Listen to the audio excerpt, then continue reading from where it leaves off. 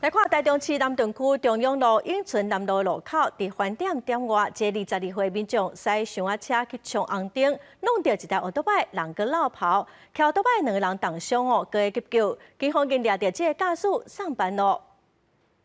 监视器拢有翕落来，白色休旅车驶正紧撞过车路，含这台奥多拜相撞，骑车的2个民众倒伫涂骹，驾驶也拢无落车来看，颠倒是赶紧离开现场，佮甲这2个人交过去。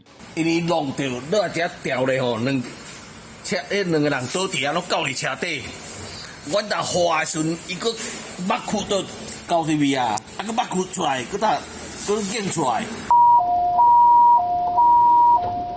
救护车赶紧到现场，将2个人送病院。细楼的民众骑奥多拜，伊伤势较严重，真侪所在骨折，也若互伊在生气女性是真侪所在挫伤，搁伫咧病院治疗。13报名1点外，调书22岁姓黄的查甫人，伊赛车经过台中南屯中央路加永春南路路口，就有可能是撞过红灯，弄到这小载奥多拜。这2个民众互伊卡伫车底，就算边仔民众一直喝休，爱伊停车，调水驾驶也是甲这2个人交过去，做伊来逃走。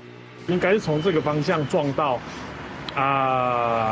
应该是这里停的，他有压到一个拖行拖到那边。警方锁定查甫人的身份，去到社区的所在掠到伊，伊也辩解讲，迄天天色真暗，唔知影家己有去弄到人。肇事驾驶向警方供称，有发现车子有被东西敲到的声音，以为是石头敲到车子。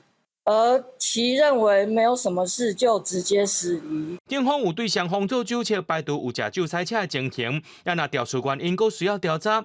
调事驾驶也奉依照调事道依罪嫌移送地检署侦办。警方也针对弄红灯的部分依法依法。记者综合报道。